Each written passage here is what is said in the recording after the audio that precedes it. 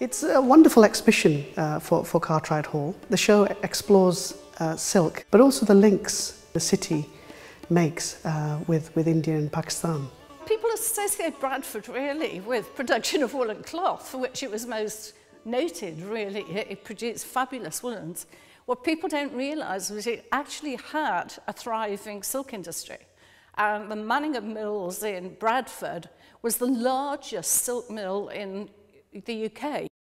Samuel Cunliffe Lister, Lord Massam, the principal benefactor of Cartwright Hall and indeed the owner of Manningham Mills, actually had silk farms in India. So he had a direct link, importing his raw materials from India to Bradford. And of course, velvet making is an old Indian tradition anyway. So a very, very strong link through that. The velvet samples from Lister Mill are, my favourite. And here in the case you see quite a varied selection of silk velvets produced in Lister Mill, sort of early 1900s to the 1950s.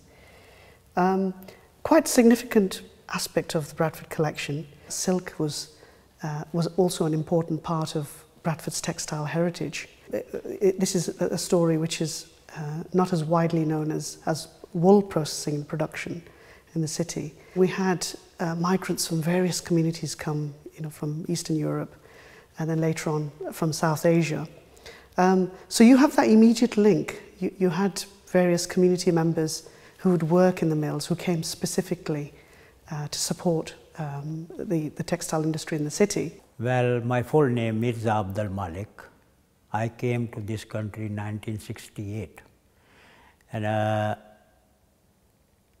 I start work in Thornton Spinning Mill on Thornton Road. I'm really was happy working in textile. And I work in textile nearly 25 years. And I love work in textile. I've been working 5 days, 6 days. I was really happy, good work, beautiful, I enjoy. It looks like the winding that they're on there. That is a typical scene of if you walked through the mill, through the different sections, that is what you would see. It's as though I was there with them, if you know what I mean. When you looked at it, and you think, where's the noise? It's just a din, like a whirring, or like in the weaving, you hear click, click, click, click, click as the shuttles are going.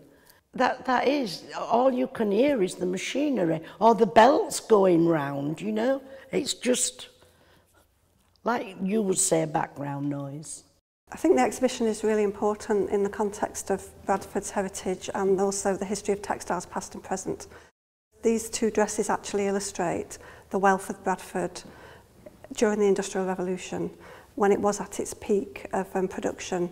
And I think the contrast of beautiful silk dresses with the workers who were working in the mills, turning out woolen cloth, who were earning probably a fraction of the costs of the production of these two dresses, which would have been enormously expensive, very high fashion. And it just goes to show that the wealth of Bradford at the very top was with the key textile families. It was a major textile capital. It employed so many people. Its influence reached far beyond the shores of this country. At different points in the history of Bradford, the commissioners of its textiles, particularly things like silk velvets, included the White House, the Shah of Persia, you name it. Any person of note bought from Bradford. It was amazing. It was entrepreneurial, they were inventors, they were innovative, and they were also philanthropists. It is an extraordinarily important period of our history.